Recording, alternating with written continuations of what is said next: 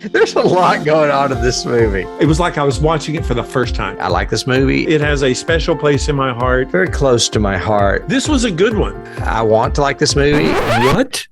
Seriously? I loved it. Very flat, kind of boring. This movie blows me away. This movie turns me on. Terrible. It is terrible. All these keys everywhere. Influences, baby. Huge, huge fan. That's it in a nutshell. Yeah, they're dead. They're all messed up.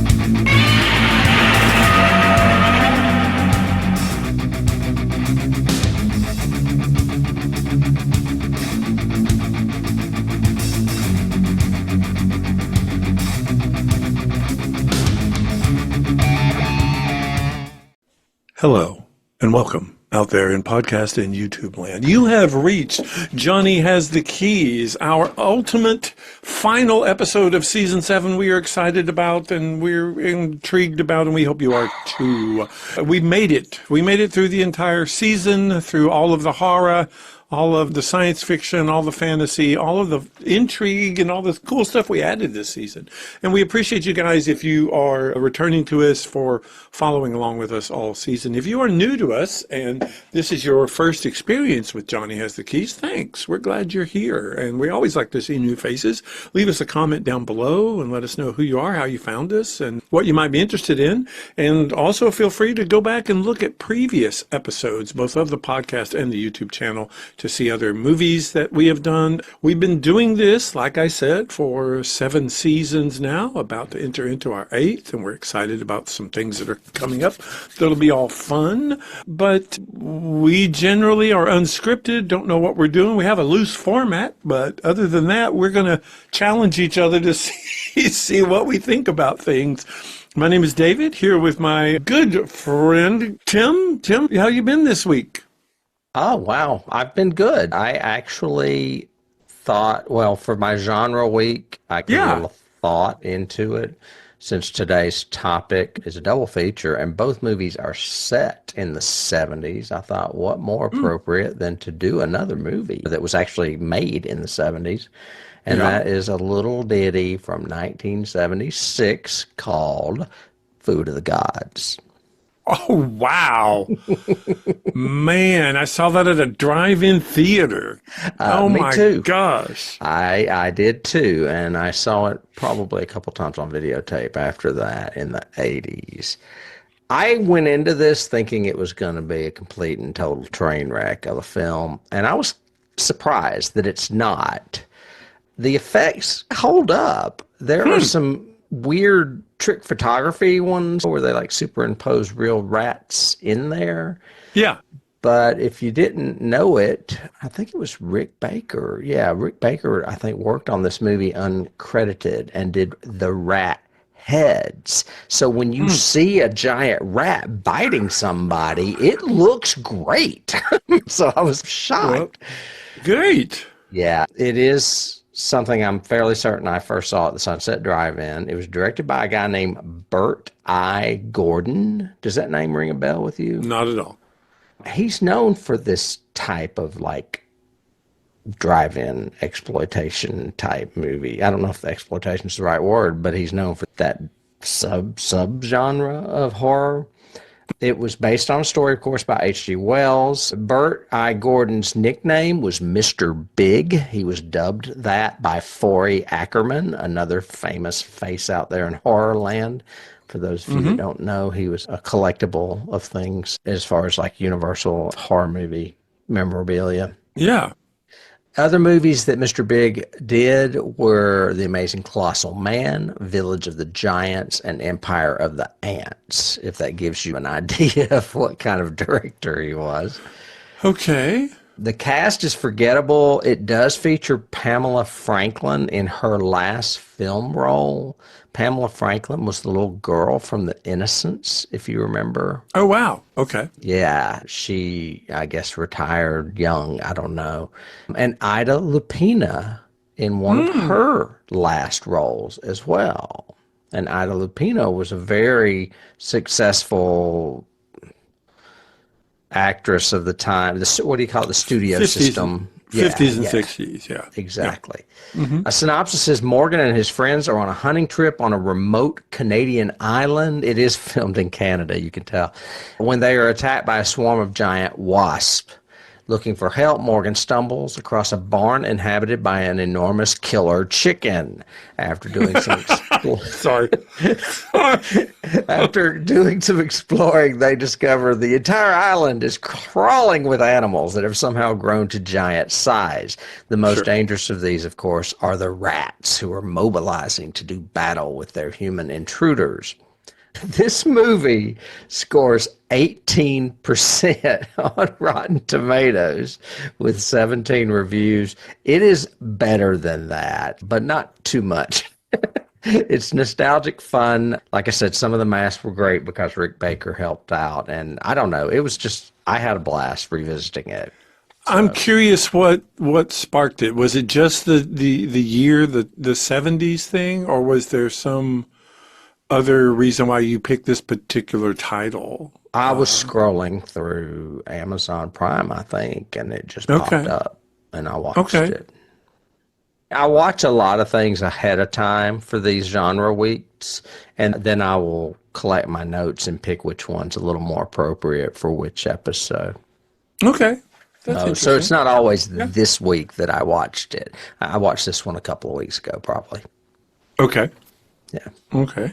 I went in the literary direction. I have been actually excited about talking about it because over the past 2 weeks, I have finished 2 novels, listening to them. And again, if there's anybody out there who has a new verb for what Audible and Chirp and all of those of us who are now listening to audiobooks a lot, because we're not reading them. And I've been chastised by a couple of people. Well, you didn't read that. No, I didn't read it. But I listened, read. Whatever. It's the same thing. People are idiots. Well, one person I discussed it with actually had a really good argument, and be cool to see what our listeners think, but that when you read something, you take it in a new direction. You hear voices in your head, you see things in your head, you picture images in your head, so to speak. When you're listening to an audio novel, you're accessing it in a different way. That voice is now associated with that image and that thing and that whatever, like listening to a storyteller. I still see the same pictures in my head. I do too. I see pictures, but I do tend to associate voices, especially with, and it's a good segue into the first one I read, is J. Michael Straczynski's new novel, and it's called Together We Will Go. This is, and it's not a new novel, it actually came out about 4 years ago, but it's done the way he's done. I think I told you I listened to another novel of his earlier in the year, and it was a single... It's about a cuckoo's nest thing. Correct. Yeah. And it was a single narrative, so it was a single female audiobook reader, a narrator, who did it. And it was really good, and I enjoyed it. This one is done like his other one that I read too, and it's multiple narrators. It's described as because you're literary, it's epistolary or whatever. It's told in like letters or diary entries. Correct. Correct, like Dracula. So it's told in a variety, and this one is told modern, so it's told in audio, text message, email, and then recordings that you upload to the cloud. But it's a really, really neat story, a really cool dynamic.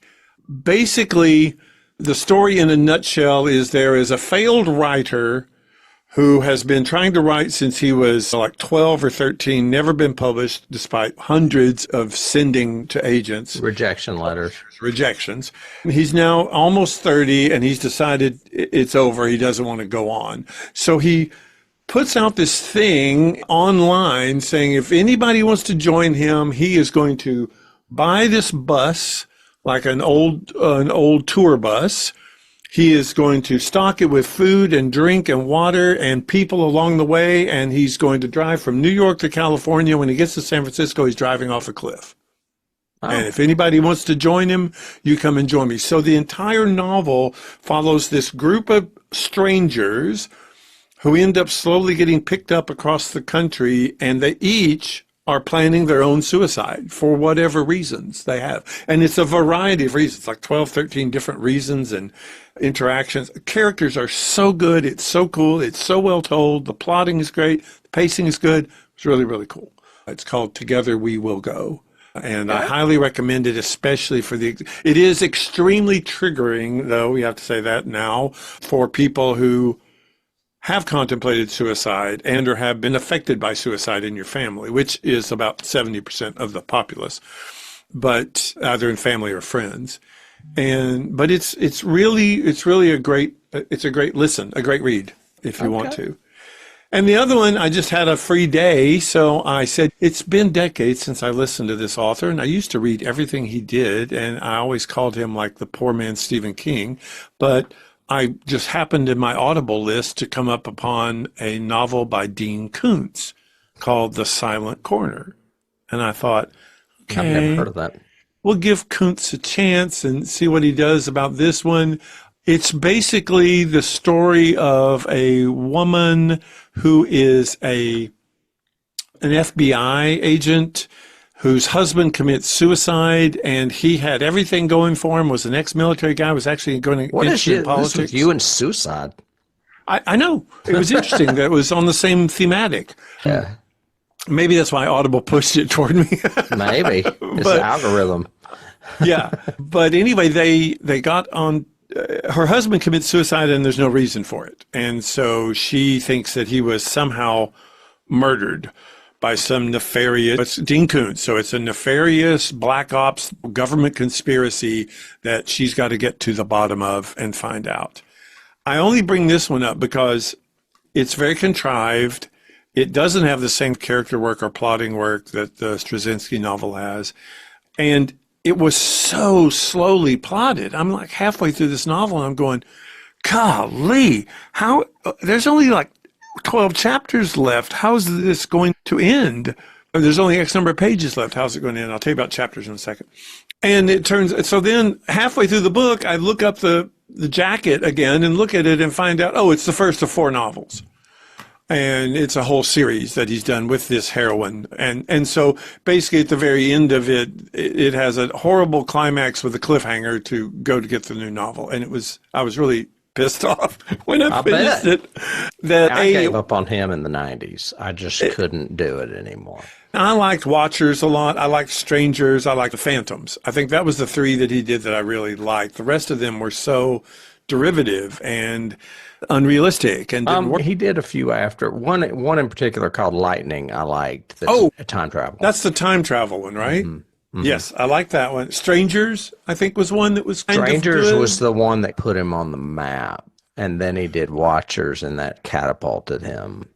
Yeah, yeah. And then he started releasing a ton of stuff that he had written under different names. Like Lee Nichols was one of his pseudonyms. Oh, really? Yeah, I think he wrote a ton of stuff. So all of a sudden in the 90s, he just started, tons of books started coming out with his name on them, and it's because he had written them prior and they had been published under different names. Honestly, the motif you mentioned, though, as far as somewhat contrived, is there for a while. He always had a man with a dog, and it was usually a golden retriever. Golden retriever. How many times are you going to repeat these characters or these character stereotypes, I guess, for lack of better words? I don't know. I just, all of a sudden, I felt like every time I was reading one of his books, I was reading the same one again, and I was like, I can't do this anymore. It got very derivative and simplistic, and bringing it back to a video angle, he did do that series Odd Thomas that I think was turned into at least one movie. Yeah, it was. Where the guy saw phantoms, essentially. Or saw ghosts, bodies, whatever. Anyway, the last thing I wanted to say about this, and I thought it was extremely curious, is the Straczynski one, there is no chapters. It's one of those where they read the book and they take pauses slightly, but they don't say chapter 12. And then they keep going with the story. And then chapter 13. The Koontz one does. The Koontz one starts with chapter 1 and then goes into his little quote that he uses to start actually it says part 1 Was it from the book of Counted Sorrows? That's what he always used to quote from. He used I don't remember. Every book was from that book of something sorrows. Yeah. Now I'd have to go back and look and see. But anyway, it read for a bit. It seemed to me maybe like 5-6 paragraphs. And then there was a little pause and it said chapter 2. And I went, okay, all right, whatever. It was just a teaser. Read for maybe 4 minutes, chapter 3. Yeah. What? I look back. There's 172 chapters. Mm-hmm. Why would you do that? It's because like so many of it, pacing trick. yes, and so many of it was this weird. You end at this moment. The next chapter starts at the exact same moment. You could have just made that one chapter. Yeah, I don't understand. So I just throw it to you as an author. I thought that was just a bizarre way to divide your book into all of these little minuscule, like probably in print, I would think it wouldn't be more than 2 pages. Chapter. Well, he's not the first to do it. Jesus wept. But It's for real. It's done in the Bible. Yeah. One book of the Bible, Jesus wept. well, true. Anyway. So that's what I was doing. I did a couple of books that were suicide related, and you went back to the 70s with a food of the gods sort of thriller. Well, I think it plays into our segue of nostalgia because I went back and watched an old 70s movie. True. And you went back to an old 70s author that got popular in the early 80s and was so known true. for suspense and horror. And then, of course, my movie was a 70s horror movie or, I don't know, monster movie. This one is, folks, first of all, this is our season finale. We will be back. We've already got next year planned. However, today we are doing a double feature. We are in horror land and we're covering James Wan's The Conjuring and The Conjuring 2. Mm-hmm. Well, first, let me just, we'll stick to the first movie and then we'll move to the second movie. And here's a synopsis of the first movie. Okay. In 1971, Carolyn and Roger Perron have moved their family into a dilapidated Rhode Island farmhouse, and soon strange things start happening around it with escalating nightmarish terror. In desperation, Carolyn contacts the noted paranormal investigators, Ed and Lorraine Warren, to examine the house. What the Warrens discover is a whole area steeped in a satanic haunting. Remember that word, satanic haunting, that is now targeting the Perron family wherever they go. To stop this evil, the Warrens will have to call upon all their skills and spiritual strength to defeat the spectral menace and its source that threatens to destroy everyone involved.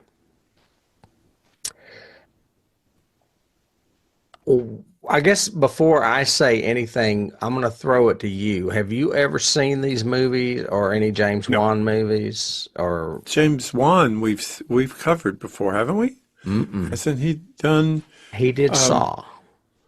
I saw Saw. We've not covered that. And I saw Saw 2, and I hated both of them. I haven't seen Megan. You have seen Megan. I have not seen Insidious, and I had never seen these movies. I'd never seen Conjuring, any of the Annabelle, Conjuring, Nun, whatever crap stuff. Okay. Things. No. And what is your first impression? I thought The Conjuring was a very good, scary movie, and mostly because of him. And I was so taken aback when I was doing the research that he did Saw and directed Saw, because I don't think the Saw director is nearly as good as this director. Which is same guy, it's James Wan, but this movie, both these movies, but The Conjuring is very well directed and very well done and is very scary, is very good. Mm-hmm. It definitely elevated and jumped up in my appreciation in my list of horror movies that are good, especially haunted house movies. Mostly because he really knows how to tell a scary story and tells it in a really effective way visually and audio. I was going to say he knows how to film a scary story. Yes. He knows how to make you scared. And I don't know, thinking back, I don't know why I've avoided these movies. Maybe because of an association with Saw. I don't know. Or maybe because it ended up on everybody's list as like one of the greatest horror movies of all time, that Hereditary. And I'm like, okay. And you made me watch Hereditary, which I appreciate and loved. And now you've made You me watch didn't this. love it at the time. You No. love it now. I love it now in retrospect, but at the time, no. And hopefully Conjuring won't be the opposite, because I really did like the craft of it. But I don't think there was nothing unique or different about this movie. I think there is something that's going on that's very unique. And that's what I mentioned earlier with the words satanic haunting. He is basically merging two genres in this film. This film is not only a haunted house film, it's a possession film. And you don't normally see that with traditional haunted house movies. All of a sudden, you've got demonic possession in this. So you're looking at The Haunting meets The Exorcist, basically smashed into one movie. And I was like, I wonder if that's an Asian thing. We've not really gone into the world of Asian horror cinema like The Ring and The Grudge and things like that. But I wonder if that's a common thing in that. I said, well, let me look up a little bit about James Wan because I don't know anything about him. Well, I found out he's Australian. I had no idea that he's Australian. He's of Malaysian and Chinese descent, so it has nothing to do with Japanese horror, obviously. Right. His claim to fame is the Saw franchise, but he now has Conjuring and Insidious and a ton of spin-offs because The Conjuring spun off into Annabelle and The Conjuring 2 spun off into the Nun movies, and there's supposedly Crooked Man movies coming. And to me, that's where it gets a little watered down and derivative. Even though I haven't seen those films, I don't really know that I have to. But I do. I'm like you. I like this movie. I think it is very effective, and I think I like his directorial choices as far as putting me in moments where I feel uncomfortable and scared. So, and I can see why it was a monster hit, because it's got not only a good story, but a great cast. The cast in this movie is phenomenal. So that's my takeaway. And what I was going to say is this is the third time I watched it. I watched it like originally a long time ago on DVD. Then I watched it a couple of years ago before I picked it for this season. And remember, and on my second watch, I was like, I forgot how good this is. And then on my third watch, I was like, this is really good. I am surprised at how much I like this movie. So, yeah, it's very well done. Yeah, I thought so too. James Wan also produces a lot of stuff too, including this recent Stephen King Monkey movie, the recent reboot of Salem's Lot on HBO. So he does good and bad. He did Megan as well. I don't know that he directed it, but he definitely produced it. I think he did direct that one. I think. Okay. I'm not certain. Chad and Carrie Hayes are twin brothers and writing partners. They wrote this movie. They also wrote other Conjuring movies as well as the reboot of House of Wax, or the remake, I guess, of House of Wax. Okay. I don't know as much. I guess it's because we're old cronies. I don't know as much about 21st century directors as I do about 20th century directors when I was really studying horror as much. But this film was shot in chronological order.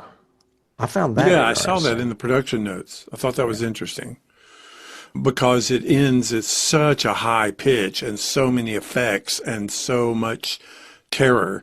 To actually end the shoot on those scenes, I was like, wow. Right. Okay, that was ambitious.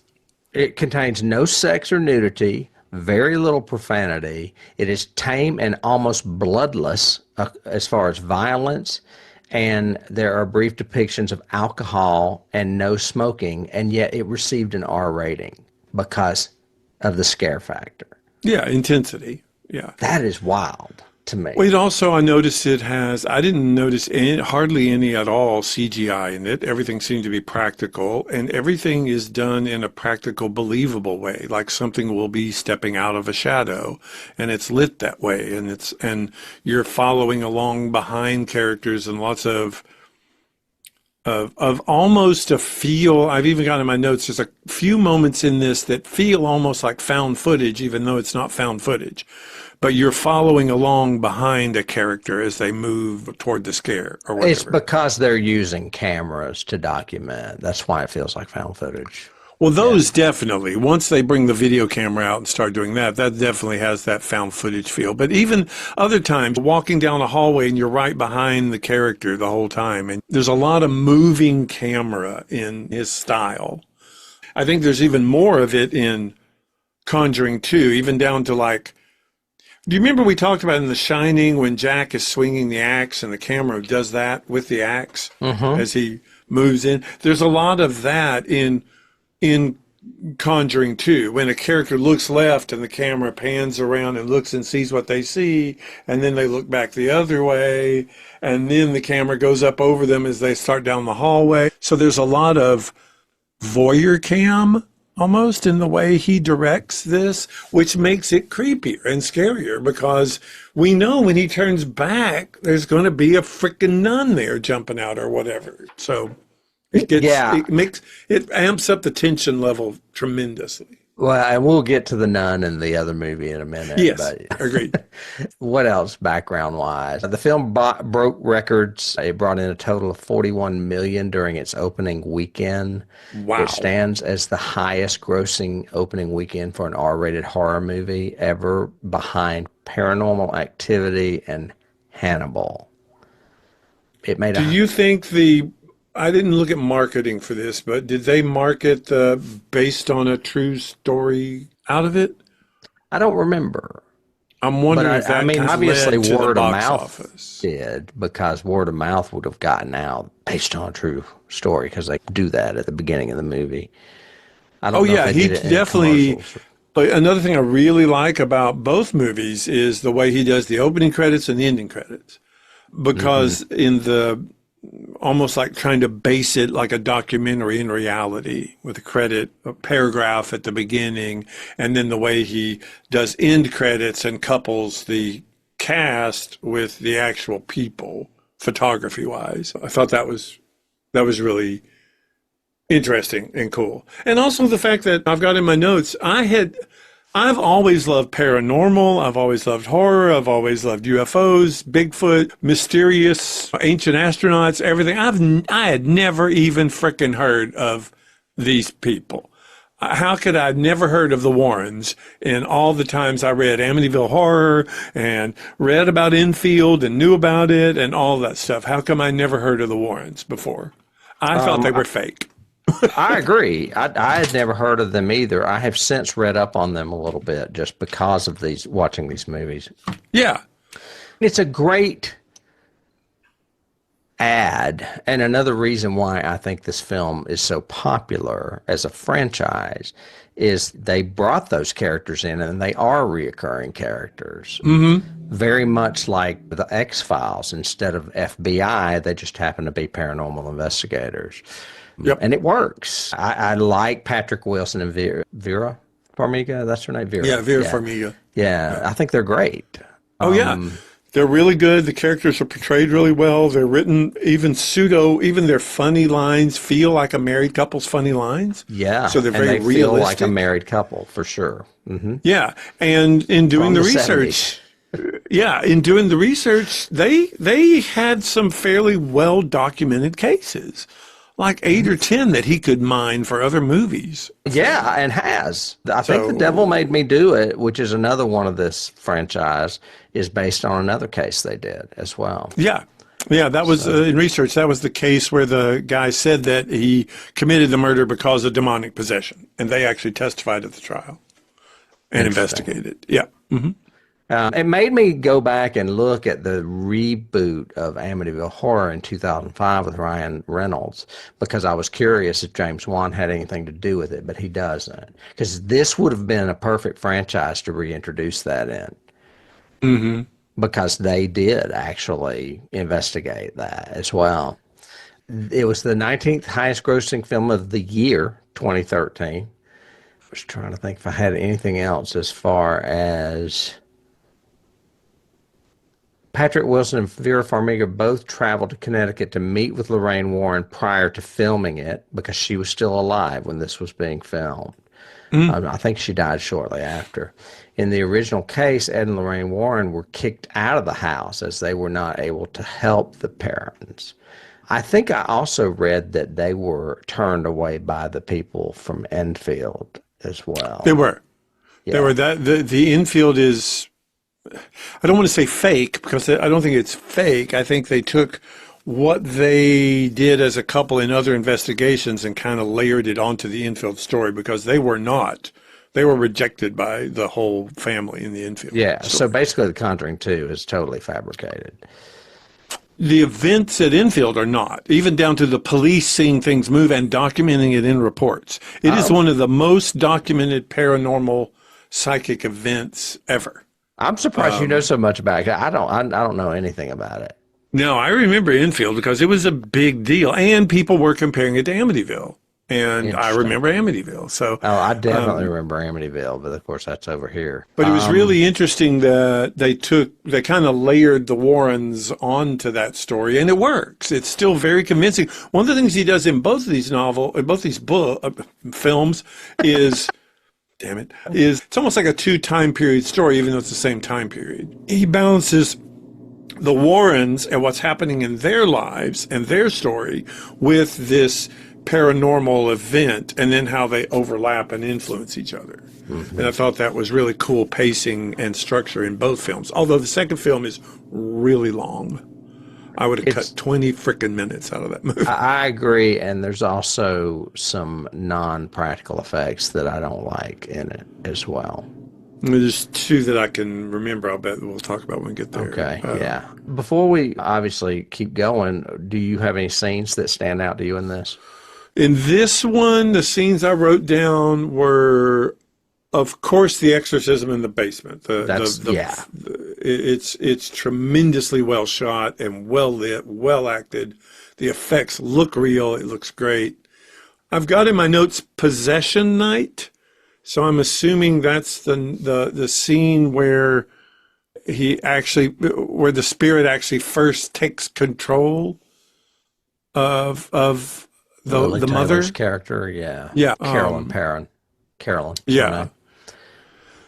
And then the only other scene I have, it says the basement. So I'm assuming that's when she falls through the house and into the basement. Man, no, I was like, how did she not break any bones? You didn't break one bone, really? Maybe in a finger or something. Yeah, there were a few of those in this movie. Not there are more in the second one, but Agreed. A couple of those I went, I don't know if I buy that one. No, I think it was the hook, the first scene, because that's the other case. Another thing in structure that I like about him, he does the hook scene, which is a totally different case than what they're about to deal with. You know what I mean?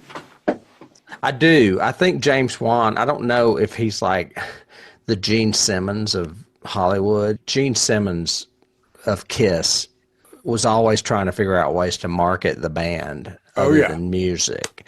And when James Wan writes these movies, he not only writes them to begin with another case, then start with this case, and either one of those cases could tie into another movie. He also has like a haunted object that gets put into a museum at the end, and you're like, okay, when's that going to turn up in another movie? He is constantly placing these Easter eggs everywhere, and you're just waiting for them to show up in another movie.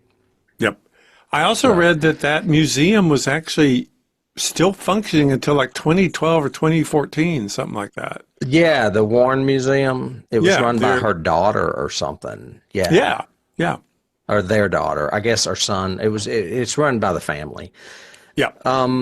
As far as scenes, I would immediately say the Exorcism in the basement for sure, because a lot of it is just Lily Taylor or a stunt person with a bag over their head.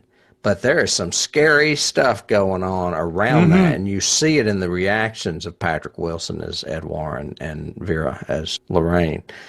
Or the husband, Ron Livingston, too. Yeah, he's strong in it. And the cop, Brad, that gets his cheek bit off. Yeah. Man, it's like a damn zombie movie.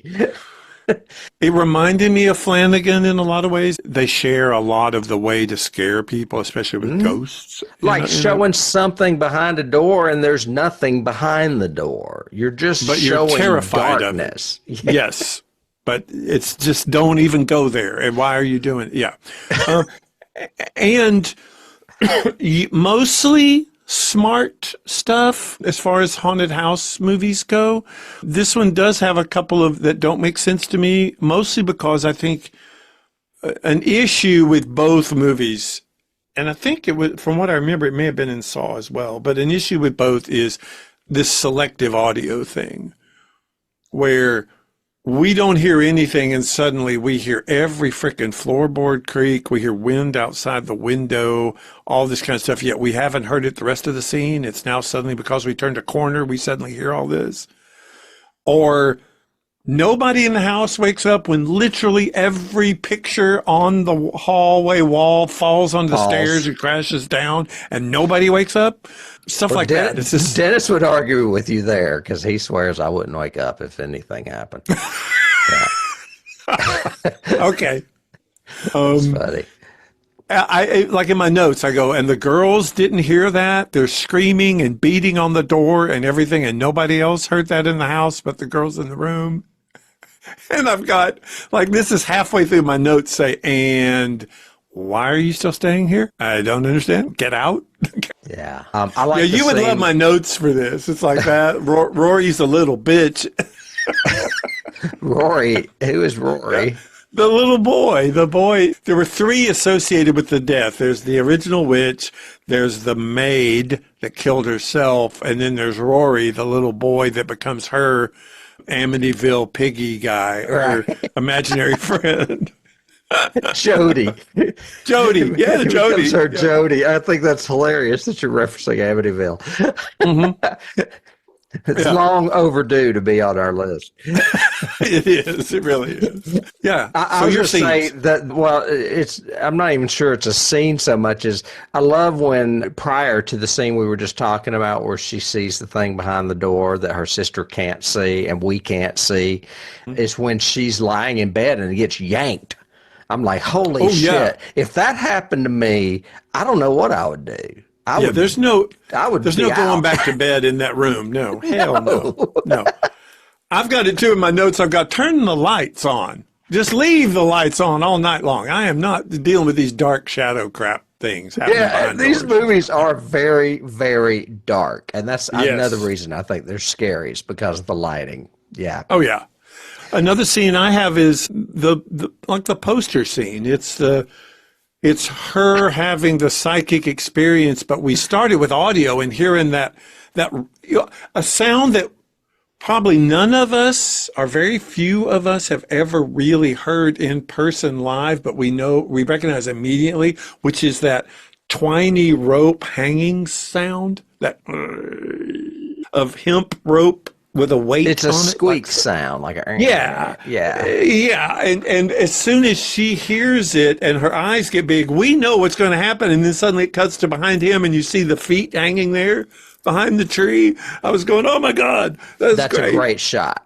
That was a great, yeah. It's not really a scene so much as a shot with Ed and Lorraine outside talking by the old tree where the witch was hung. And at one point, she just happens to turn and look at him, and you can see swinging feet behind him. And she sees it because she's the one that's more clairvoyant.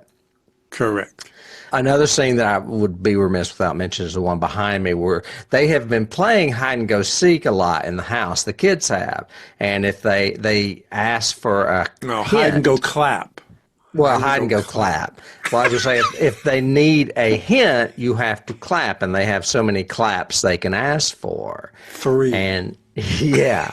And so you're like, well, this is a very strange variation of the game. And then later on, you see Lily Taylor looking down in the basement because she's heard all kinds of stuff down there with a match, and 2 hands appear right to the left of her. Yeah.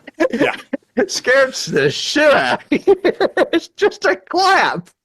And the one that got me before that was the one where she's in the room and the wardrobe opens and you see the little doll hands come out and go. I went, Yeah. oh God, no, no, hell no.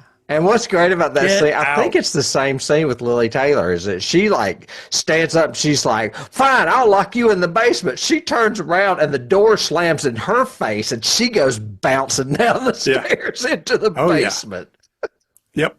Yeah, and I'm surprised she didn't get hurt in that fall as well. Oh my God. Yeah. No. So I we mean, could probably talk more scenes, but we probably should move on. he's just very good at setting the tension level and keeping it ramped up the whole time. Even down to one of my first notes is, I'm sorry, if the dog won't go in the house, it's haunted. Go somewhere else. Don't no. Get the fuck out.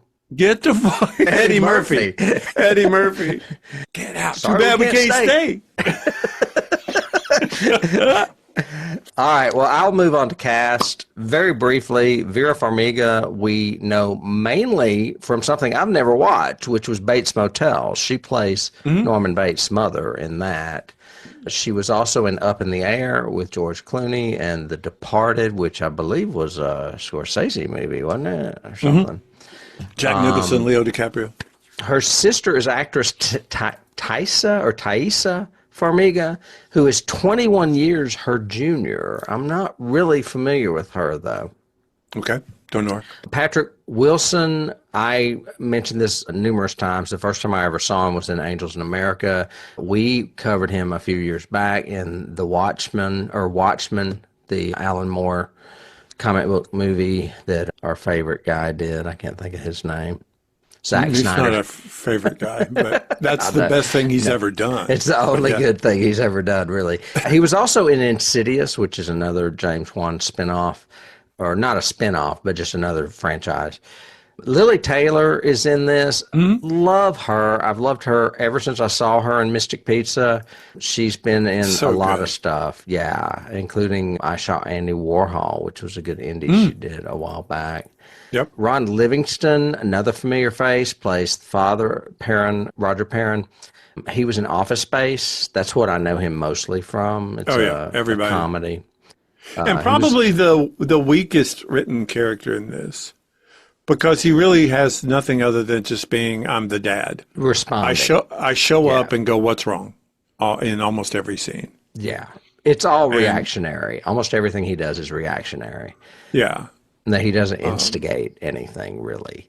He was also in Band of Brothers. He attended Yale University with Paul Giamatti and Ed Norton. Wow. I didn't know that. So they were friends, probably. Yeah, I'm sure they were. Yeah. And then I'm not going to go through the kids because none of them really have done anything else that is of note, so that I know of anyway. And that's it, really, for cast. As far as awards, the Saturn Awards gave this a win for Best Horror Movie of 2013. And I believe I had it on my 2013 top 5 when we did that. I'm pretty sure I did. If not, it was definitely a notable mention. Yeah. It won a Chainsaw Award for Wide Release and Supporting Actor, which was Lily Taylor. It's nominated and won scads of awards on the indie circuit, or not the indie circuit, but just the movie circuit. It's not on the 1001 Movies You Must See Before You Die list, which surprises me with its popularity. Yeah, agreed. Yeah. For modern horror, it's one of the scary ones. If I had to say, if you're picking 21st century horror, you and I have talked about this before. We go to people like Flanagan and Ari Aster and Robert Eggers. I would definitely say James Wan has put his bid in there to be included for sure with movies like definitely. this. Definitely. And this goes up there in my category with Hereditary, Midsommar, which it's really good. Mm-hmm. Okay, that's all I have as far as cast and awards. Do you have any other little trivias before we move on to keys? And the only other thing I've got, it's not trivia, but it's just a note that I took was, sadly, though, this movie does have several haunted house tropes. Let's search around alone. Let's search without a flashlight. Let's always go into the basement. Don't turn any lights on. Yeah. So, yeah. But other than that, it's so well paced and done. Okay, I've got a couple of things. One is I thought this, I would like to look into this relationship, but this was the first film directed by James Wan that did not involve Lee Wanell in any way.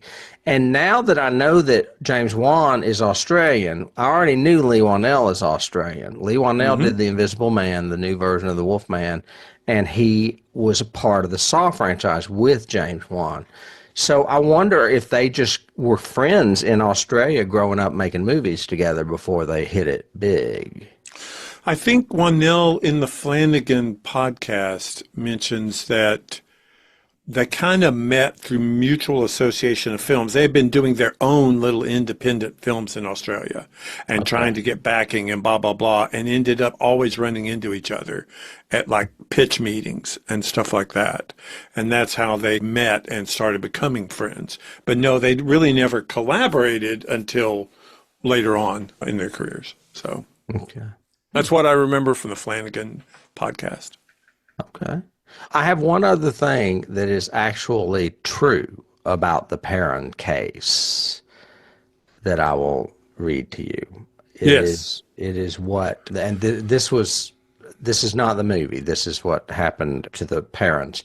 8 generations, or not to the parents, but the house itself. 8 generations of family have lived and died in that house before the parents moved in. Andrea Perrin suggested that some of the spirits from the families never left. Deaths included 2 documented suicides, a poisoning, the rape and murder of an 11-year-old girl, 2 drownings, and 4 men who froze to death.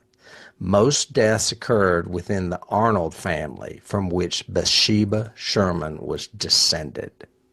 Okay. So that's creepy. There's a lot of violence and death associated with that house. Which makes you think it'd be haunted. Mm-hmm.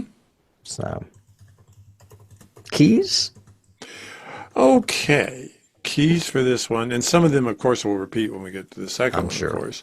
But I've got, from the beginning, you got Monkey's Paw, because he's talking to the reporter and he shows off the monkey, the little clappy monkey. That's not the monkey's paw. That's the Stephen King toy thing. But but it's used in something else. Was it a Twilight Zone that has the clapping monkey, the symbol monkey? I'm getting that image from a black and white thing, and I don't know what. But anyway. Well, but the monkey's paw is totally different. That's a W.W. Jacobs story about a couple that wish for their son to be alive again. That really doesn't have anything to do with the clap. That's the whole "be careful what you wish for" thing. Right. Yeah. Story. Right. Yeah. It's a very renowned, probably one of the most renowned horror stories ever written, I would think, or at least referenced. But yeah, you could put the monkey for sure. Stephen King short story. Monkey prop. Yeah. I've got Evil Dead, because you get to a new place and the first thing you do is you want to go into the basement. And a basement that is uncovered and secret. In Evil Dead, it's a trapdoor. In this one, it's a board in the closet. I'm always wanting to get down into a trapdoor. Sure. Yeah. Let's do that. Let's go down there. Ash, is everything okay? That looks like Cheryl in that picture behind me with the light. Yeah, it does.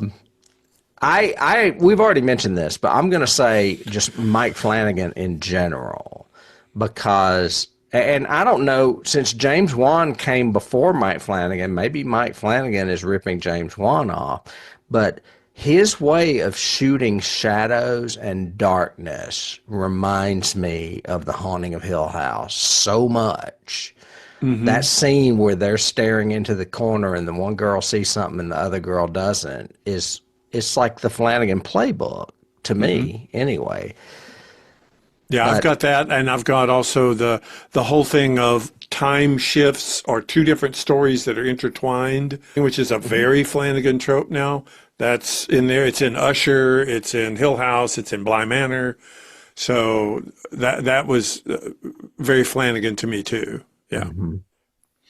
I've got, of course, Poltergeist in 2 different realms. Static on the TV, which makes us feel all nervous and bad, and then the whole look under the bed thing, Even that shot is very poltergeist of going up over the person as they look down under the bed, and you're going, don't do that. What human would do that? No, you just remind me of something that's also very Sam Raimi, I guess. I'm going to put Sam Raimi for lack of better reference, but Yeah. his camera work. There are scenes where like someone is going down a hall and the camera comes up over them and then goes up to shoot someone standing up on the balcony above them. I'm like, Yes. how did he do that? It just blew my mind when I saw it.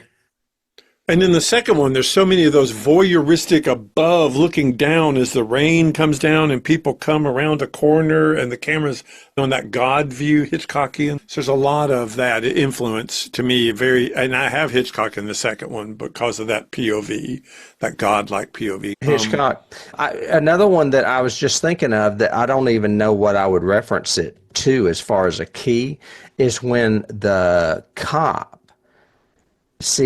hears something and goes in the kitchen and then he looks out and there's nothing there, and like when he turns you see a woman walk across behind him in the background, across from like one door to another. Behind all that choreography is just it's like great camera choreography. Yes. He's very good with background scares, with things Subtle. that we're seeing behind characters that they don't see, which increases that whole Hitchcock suspense angle more so than a jump scare where somebody jumps out, or a chase scene where the monster's coming after you. So much better. Yeah, so much terrifying. And it's like, I saw that. Wait, didn't you see that? Look behind did you see that? How did you not see that? I saw it. I've got Amityville Horror, of course, not only for the reference, but also for the kid with the new playmate. Like I said, you got Jody or whatever, and then you got Rory in this one. And again, big, huge insights. If your house, your dog won't enter, you have a hidden basement, and your kid suddenly adopts an imaginary play friend, it's time to leave. Go to the hotel. Go somewhere else. Not good. Yeah, they do stay there.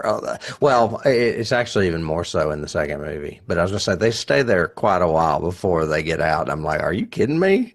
Come on. I actually agreed with the father's justification in this one a lot more than the other one, because he said we sank all of our savings into this. We have nowhere else to go. We have nowhere to go, right. So they couldn't even afford like a hotel or something like that, even, as opposed to the Enfield where, move across the street. Forget it. Yeah. Yeah. Other keys. I've got some that I lifted that Juan modeled the film cinematography and atmosphere after vintage 70s films. And it does look like a 70s film in a way. It's not as good as like a Ty West movie as far as technique, but the look overall does look very 70s as far as the period. The period in production design, yes, and I agree with that. Very Exorcist, very 70s feel. I've also got The Exorcist because of something appearing through the skin. In the tape that they watch, the cross comes up on the guy's skin, and I immediately got Exorcist, a reference to that. I was going to say Exorcist just for the possession alone, because the possession, yeah. They were the first to do it. Ty West almost recreates the film stock even in the lighting. And the feels like technique. you're watching a 70s film. But this is more like period piece 70s, very well done. Really well done. I've got a couple that I'm sure are on your list. Paranormal Activity, especially with the whole we're going to jerk you out of the bed feel. And The Changeling, because when they finally go through the closet, there's like a hidden toy room in there with shelves and toys and books and stuff, and gave that really creepy kids room feel to me, like Changeling does when he finally breaks through the wall and finds the kids room. So again, that reference to classic, really good 70s and 80s horror movies. Yeah, I think The Changeling was 1980 on the nose, but Paranormal Activity was this century. Yeah. And stole, I think, a lot from, I think it was influenced either way. I'm not sure if it was predates this or. I think it does predate this. This was 2013. I think Paranormal Activity was before that. I think it was in like the first 10 years of the century. I've, of course, got other films that were spun off from this, including Annabelle and The Nun. or well, the nun would be a key from the next film. But apparently, there's a movie out there, and I've heard of this, but I've never watched it, called The Curse of La Llorona or La Llorona. It's Spanish sounding, and apparently, it's connected to these movies too. I'm not sure how. Wow. Okay. He also references the 1963 Robert Wise movie, The Haunting, as one of his primary goals, and that's clear. I've got that. That was one of my last two, The Haunting, and the other one is American Horror Story. Because the one season that I did watch almost all the way through is the one that was in the Southern Haunted House, and it felt a lot like this location. Which one? I can't was remember. it the first I can't season? remember what season that was. I think third season, second season. I don't know. I've saw like the first 5. The first one was a haunted house, the very first season with but it's Dermot Mulroney or whatever. It's a modern haunted house. Mm-hmm. This one I watched was like set. It was definitely in the South, and it was the witches. Was it the one with the witches? Yeah, I was going to say the witches was set in New Orleans. The ones with Jessica Lange and Kathy Bates. That was, to me, one of the better seasons. Yeah, it was a pretty good, as far as American Horror Story goes, it was a good season. Yeah. Like you always say, he throws in the kitchen sink, and he starts out really good. It's a Jackson Pollock painting. I just can't deal with it. He starts out good, and then he really screws it up. So yeah, he just throws everything. Okay, well, that's all the keys I have for this one. We could also say every haunted house movie ever made, but we're not going to list all of them, obviously. I didn't see any like shining moments that were very representative of Kubrick. No, but like 13 Ghosts, The Haunting, Hill House, The Innocents, a haunted house story. Yeah, The Innocents is actually a good one because any haunted house movie with kids is going to reference The Innocents. More so in the next one. In 2. I would agree. So I would agree with you. More so in the next one, and we'll just move on to the next one, which is The Conjuring 2.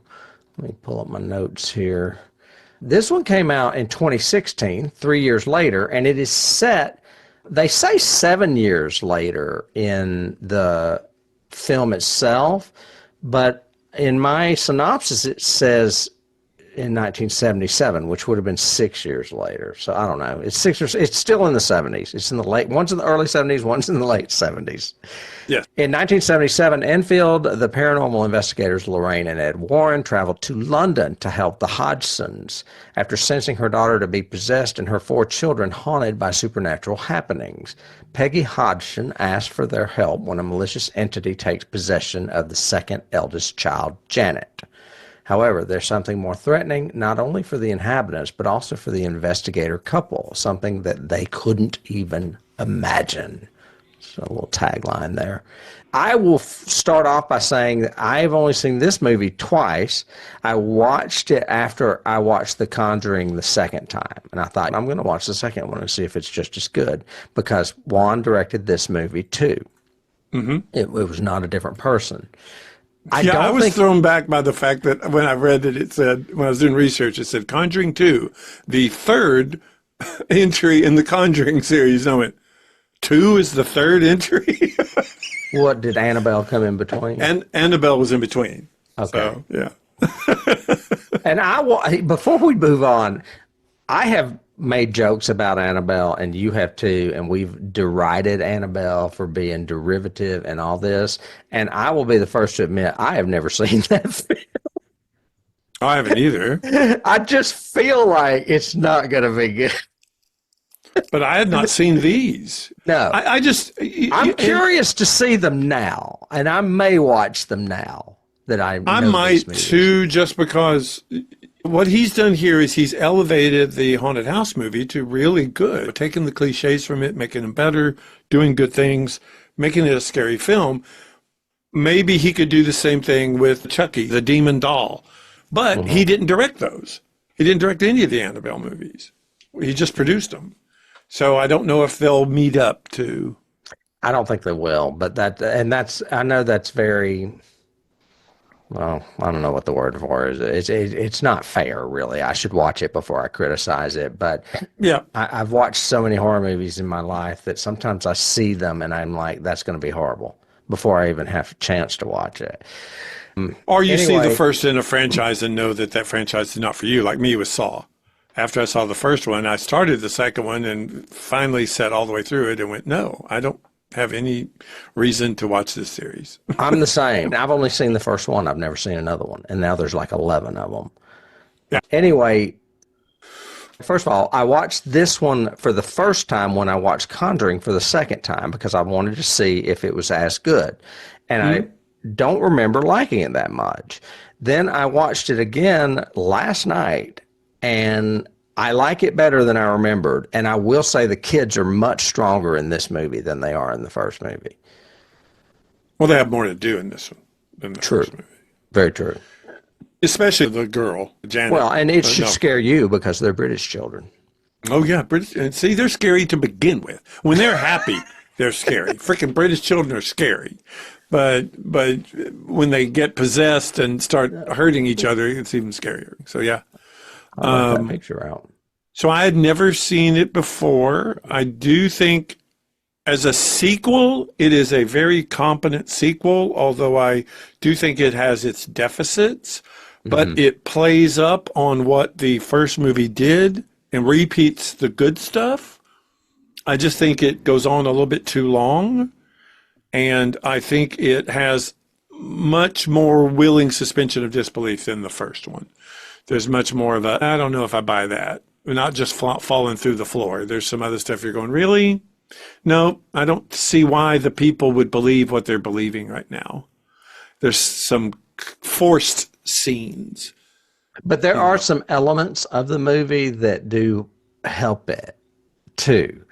That I think they're just that are somewhat, I don't know, unique. I think it's the same things that are the elements of the first film. The fact that you've got Ed and Lorraine back, the fact that it starts with Amityville, I think that's great because you're like, Yes. oh my God, and you know it immediately when you see the window. All you have to see is the window when the camera pulls back. You're like, oh, we're in Amityville. Starts with another story hook, then goes to this one. The terror builds slowly. It's those techniques that make it also endearing to a horror person, I guess, a horror movie person. And like you said, did you add as keys, did you add X-Files? Because it needs to be in there, because I agree with you. I think having these two, male and female, both very unique couple to lead us through the horror adventure is a big And each reference. one has their own strength. Instead of logic versus skepticism, or instead of skepticism versus belief, he's very matter of fact, and she is the clairvoyant one, the one that can actually see things or feel things or whatever. And he's the one that can actually perform the exorcism. Yes, and he's the one that's grounded more in the faith and stronger, more in the pragmatism, like you said. Right. I agree with that. Which is why I don't like the climax of this one as well. It's very the climax in the original was terrifying, and I really was legitimately scared during the exorcism. In this one, I was not, and it seemed very forced to me, mainly because she was so upset about the premonition she had. We telegraphed that frickin' tree for like 20 damn minutes now. He's literally holding on forever with one arm to a kid, and only a curtain is holding him up. Yeah, not plausible to me. And she suddenly knows everything about demonology. I thought, I just don't buy the climax of this movie. It was still well filmed. I just don't think it was. I agree. scary. And before we keep getting into the film, I'll do a little bit of background. Oh, yeah, sure. James Wan was offered what is a, quote, life-altering amount of money to direct the fate of the Furious in the Fast and the Furious line of Why? films. Because he directed the seventh one, and it was a big hit. Yeah. And he turned it down to do this film instead because he said he feels rejuvenated to tell a scary story one more time. So I think he likes horror like I do. It's like a comfort food, and he felt more comfortable going back to this than moving on to a higher budgeted movie where he would have made a lot of money. But he's not hurting for money anyway, I'm sure. The writer was Chad and Carrie Hayes again, with James Wan and David Leslie Johnson, who actually Johnson-McGoldrick, who actually worked on 145 episodes of The Walking Dead. I didn't know that. Okay. I don't know who this guy is, honestly. But he also worked on Aquaman, which was another James Wan movie, and Orphan, which I've not seen. That's another horror movie. I guess maybe that Wan produced that. That's definitely another horror franchise. It had the biggest opening weekend gross for a horror film in 3 years, the previous being its predecessor, The Conjuring. Hey. Internationally, the film opened in 44 markets and had the best bow ever of a horror film in 26 of them, including Australia, Mexico, Brazil, and all of Latin America. Stateside, it had the biggest opening for a horror film in June, beating the record previously held by The Purge. And I don't even remember The Purge being that big a film, but I guess it was because it's got sequels too. That's all the background really I have. Just that this movie was clearly made because of the success of the first movie, and the sequel had a lot of success too. Yeah. Scenes? Well, the ones that I wrote down are, of course, the opening one with Amityville. I think that was scary. Her premonition is scary. That whole sequence works really well. I love the way he shot it, too, with her actually coming down and even seeing herself in the room.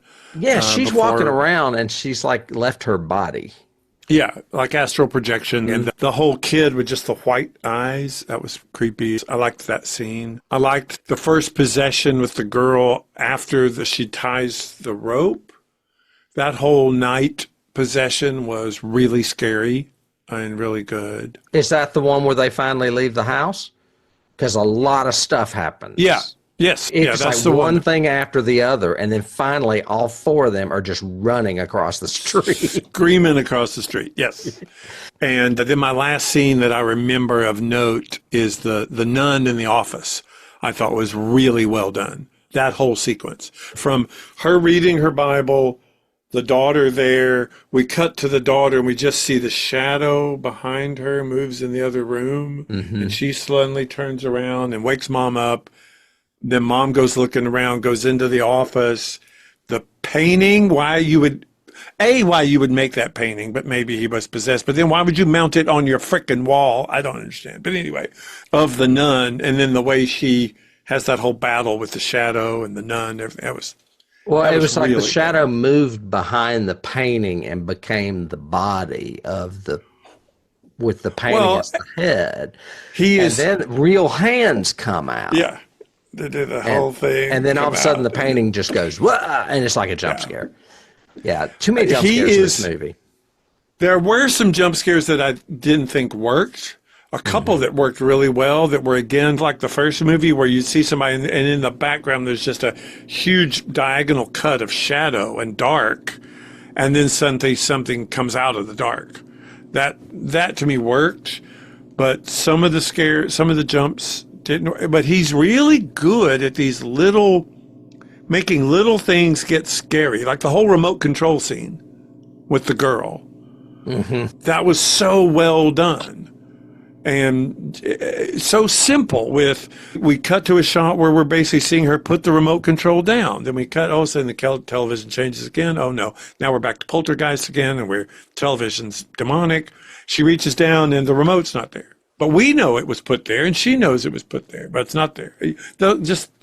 He does that really well, these little things. Yeah. What do you think about, obviously this is a red herring because it ends up being the nun that is the actual villain.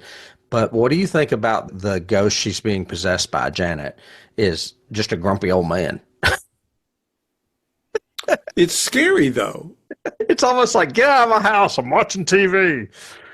But the way they do that scene with I guess it's like the first interview almost, or the first. When the British people are there, the British parapsychologists are there interviewing her. Well, that one's good, and that's a possession scene that's really good. Mm-hmm. But no, I when thought the that's what you were Warrens, talking about. when the Warrens arrive, and Okay. he wants her to do it with the water in her mouth, and it's just that close up of him and the out of focus body in the chair behind him that slowly morphs from her To the into old the man. old man, then back, and it's just so classic. That done. is very well done. Yes. Yeah. I totally agree with that. That's a great choice he made there. And his use of blending the voices, so you have a little girl's voice and the elderly voice and the exorcist demonic triple blend together makes it really creepy and good and cool. Right. Again, I think there's, what about other scenes for you? Other scenes? I can't remember where they are at in the house, and it may be the night that they all run across the street, because a lot does happen that night. But it's when the mother is trying to reach the daughter through. Oh no, it may be when the door's chained. Yes. And it's before Ed and Lorraine can get there. They're not up yet.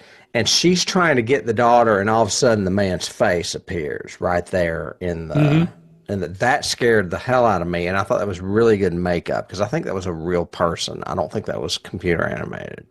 No, that was really good. Yeah. Although, again, it was selective hearing. She literally screams for like 15 freaking minutes before Ed and Lorraine wake up and come running to her. And I'm like, True. really?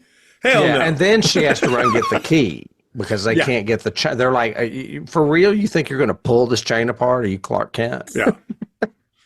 And the scene in the basement with the water is well done too. Oh, That's yeah. a good scare scene. Because you think it's going to be him that buys it, and it's the mother. And they don't buy it, but they get attacked. Yeah. And the fact that we're also seeing from her perspective, she notices it too along with us, which makes us this voyeuristic. Yeah. Tell him. There's something coming up. It's behind him. And then she's like, wait, it's not behind him. And it jumps up It's out of the below water. me in the water. It's below me. Yeah. Yeah. So, so yeah, that's a good scene. Thinking about it after I watched it and was reflecting on it and taking my notes and looking back and everything, I was going, okay, I felt like it was too long, but I could sympathize with him going, what should I cut? Because so many of these scenes are really, really strong scare pieces. I would have cut the crooked man. But then you cut that entire, look good. You cut the entire spinoff if you do that, though. Well, but yeah, just cut the scene where where it looks like it's being birthed out of the dog. It just looks so fake. Yeah, it's definitely CGI kind of thing, as opposed to a shadow that becomes something that then scares us. And yeah, if you were going to cut that, you could also cut the whole. Oh my gosh, I'm a 9-year-old kid, so naturally I'm going to walk around in the dark at night, and I'm going to go into my scary tent with the fire engine after it's actually pushed it back out at me. No, you're not. You're going to run screaming to mommy. You talk about the Changeling. That's right out of the Changeling's playbook. Oh yeah. Oh God, yeah, the ball. Boom, boom. Boom. Yeah. It's just a fire engine. Yeah. But again, so you could lose both of those scenes with the crooked man and still have the crooked guy chasing Ed at the end when he's trying to go to save her, and it would still work.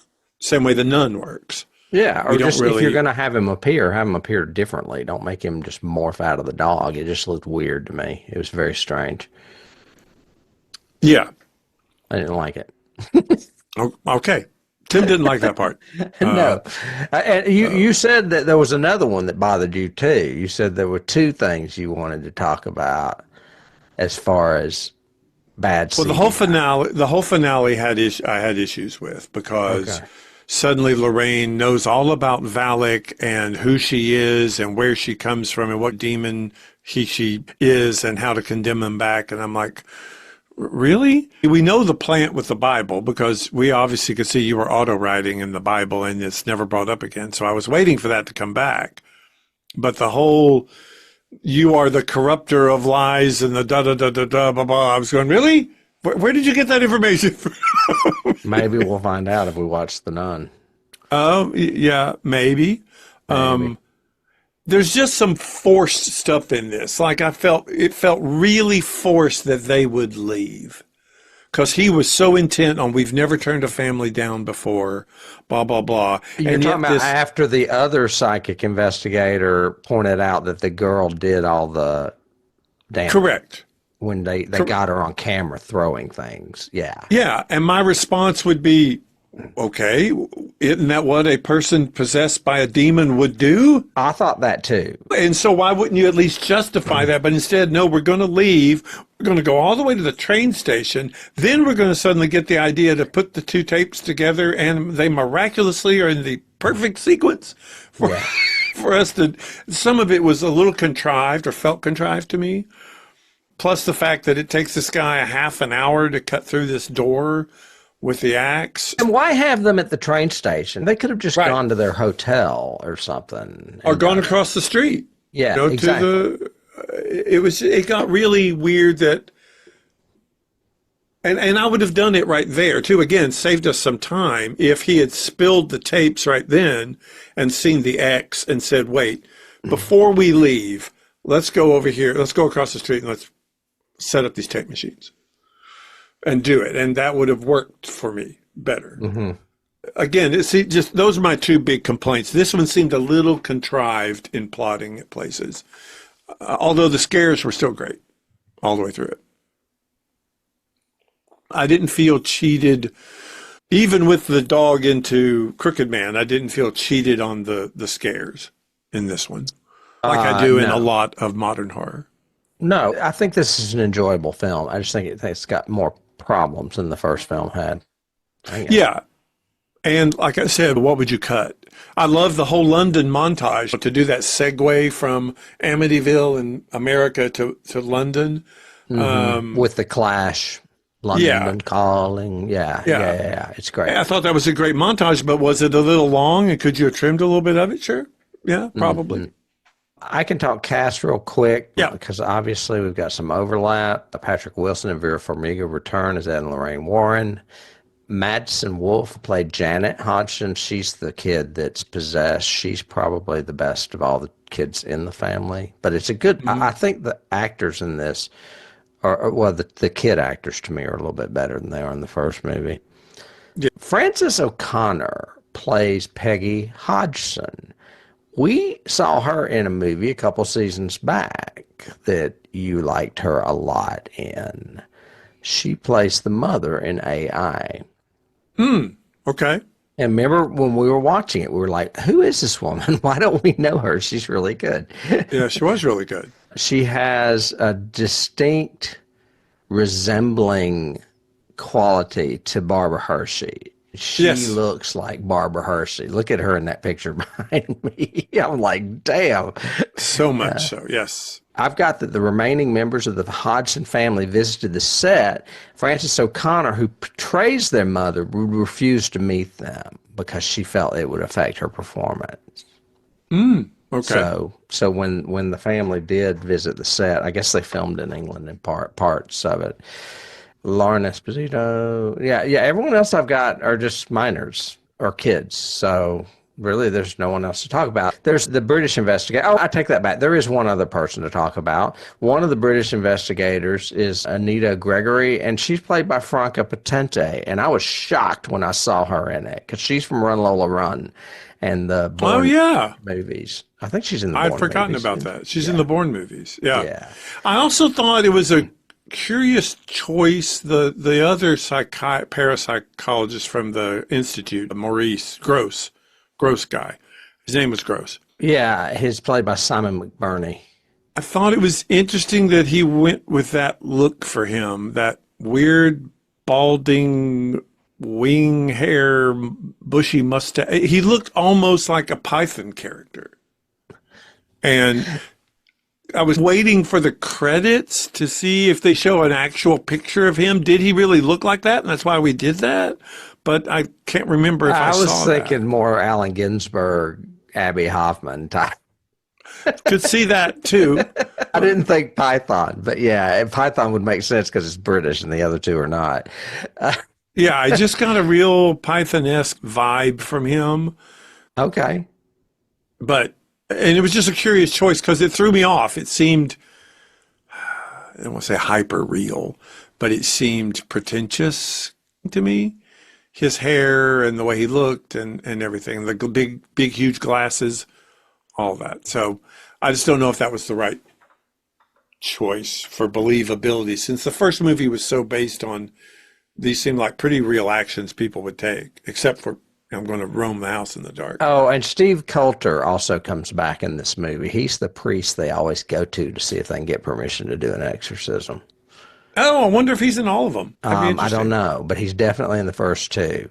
Okay. As far as awards, the Saturn Awards nominated for Best Horror Film. It lost to Don't Breathe, which I could get. That's Fede Alvarez, I'm pretty sure. Yeah. Yep. I could see. It's not, well, it's got a great premise. You're stalking a blind guy that ends up being the killer. It is not on the 1001 movies you must see before you die, and I agree it shouldn't be. The first one should, but not this one. Did you have any other trivia you want to move to before we get to Keith? No, not really. For that one, no. The only thing I have is what I already mentioned, that O'Connor resembles a young Barbara Hershey when she starred in The Entity in 1982, which is another good, scary, not possession, but like succubus or incubus movie. It's an incubus movie, isn't it? Yeah. Yeah. With supernatural forces. Hershey played Lorraine Lambert, the mother of Josh Lambert in Insidious. So she is part of the James Wan franchise directly as well. I thought that was funny. Mm-hmm. So that's all I have trivia-wise. My first key is Ouija, because it starts out with the girls have a Ouija board. Are you talking about the original or the one that Mike Flanagan directed? The one that Mike Flanagan did that I saw. I haven't seen that original. I haven't either.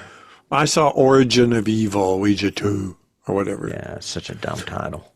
And again, there's a lot of Flanaganisms that are inferred, where you've got, I think I mentioned it when I talked about, I'd seen that one, something in the foreground is in focus and in the background it's out of focus, but you can see like an evil grin, or the eyes get white like evil possessed, but it's barely out of focus.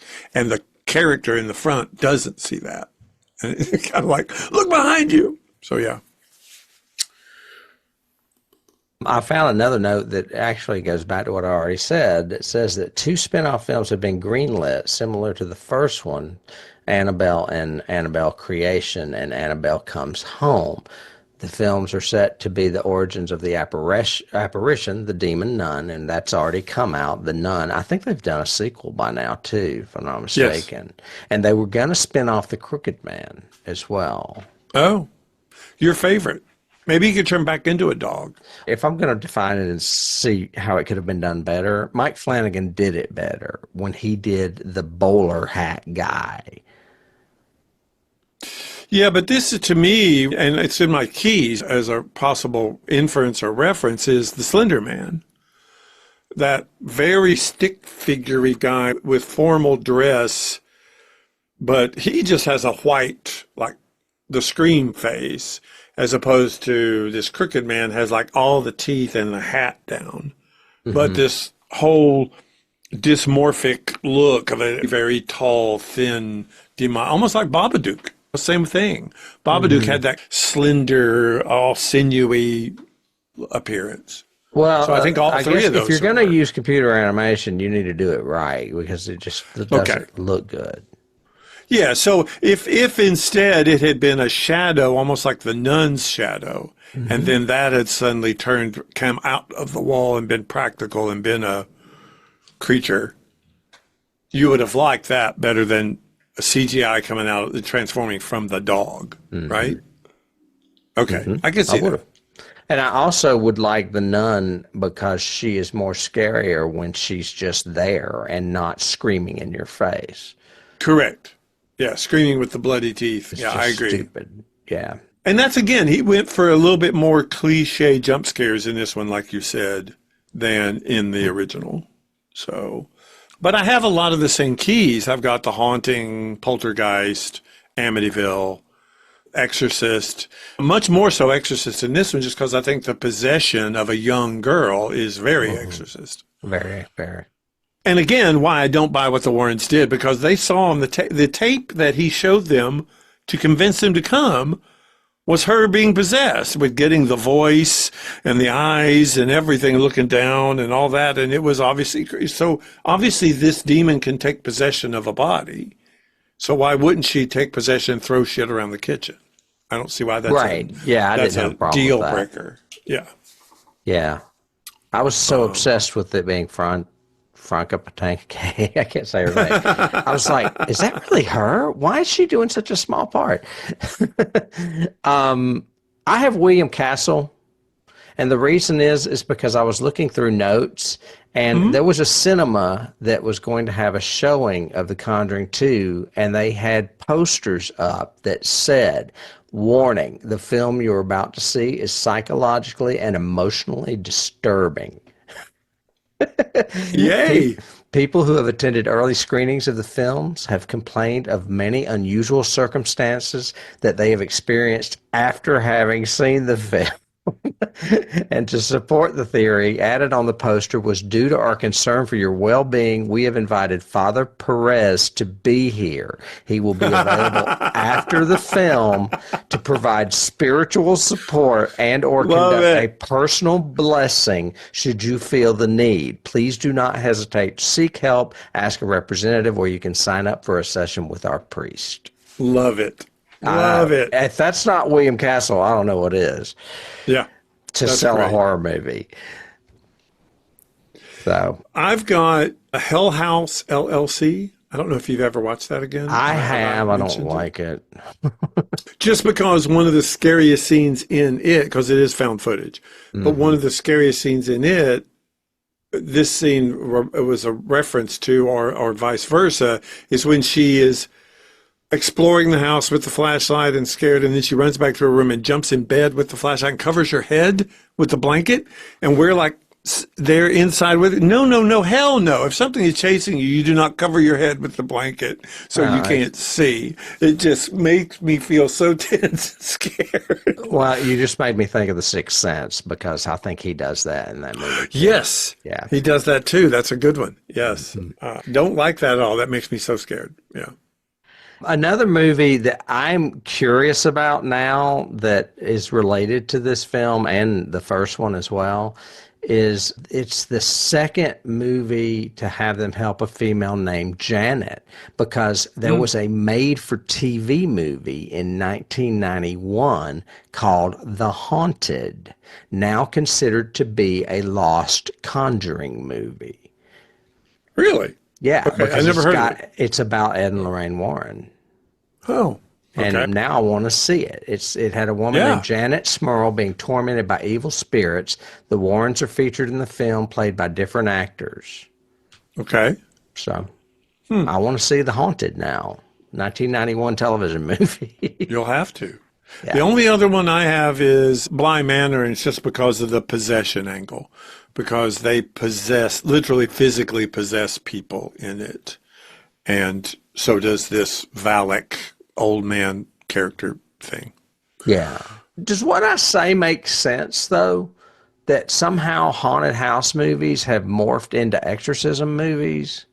It didn't always used to be that way. Well, The Exorcist was not a haunted house movie. You felt haunted because there was some shit going on in that house, but it was up in one room.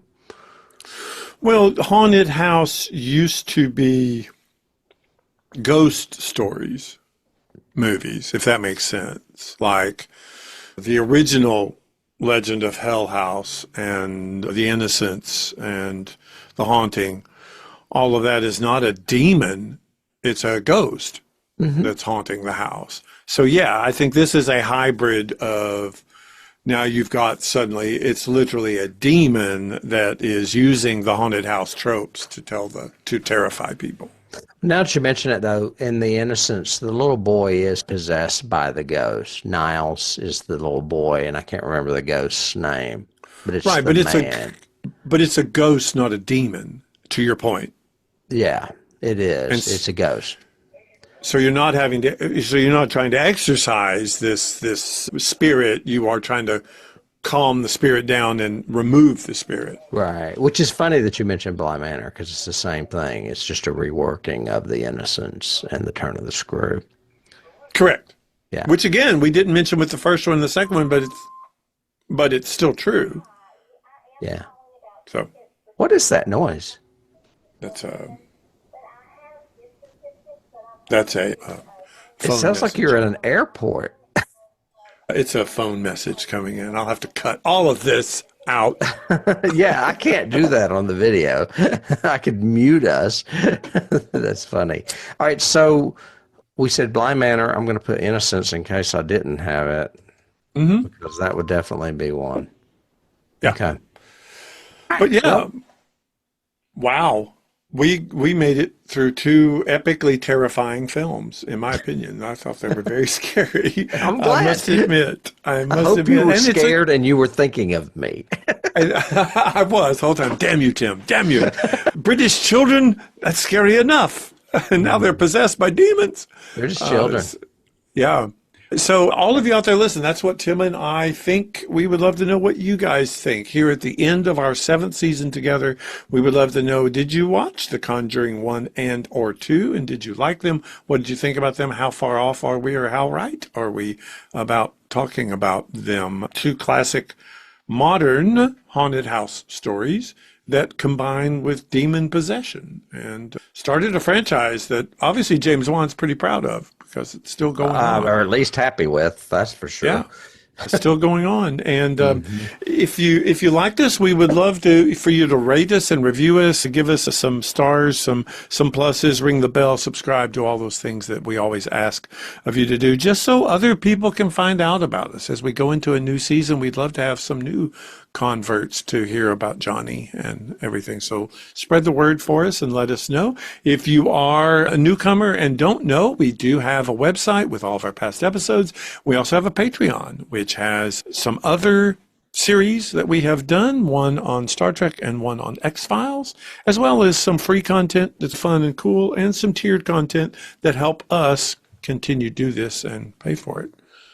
Tim, we'll take a brief hiatus, but we'll be back. I mean, it's a hiatus for us a little bit, but I'm going to have bonus episodes airing every week in the summer. Oh, great. So Okay. we will do that and then come back in August. I can't remember what the date is. that I we're think it's starting the that. 11th, Okay, August there you go. 11th. Yep. But then we'll be back August with season 8, and it'll be, yes, we start this season with sci-fi. Yay! Yeah, and also for anyone that wants to do a little digging for Easter eggs in this episode, we mentioned 2 films a couple of times that are actually on the list for next season. Which is great. And if you Yeah. become a Patreon member, you get that season. You get it ahead of time. We let you know what we're doing when. Yeah. If you do join us on Patreon, I will mail you a complete list of the shows before and when they're going to air, so that Which is you great. will have plenty of time to look at the films before you listen to us talk about them. Yeah, which helps. Tim, it is always a pleasure. Each and every season, each and every episode. So I enjoy it. I look forward to it. all right. Well, we'll see you in a few weeks. All right. Take care. Bye. Bye.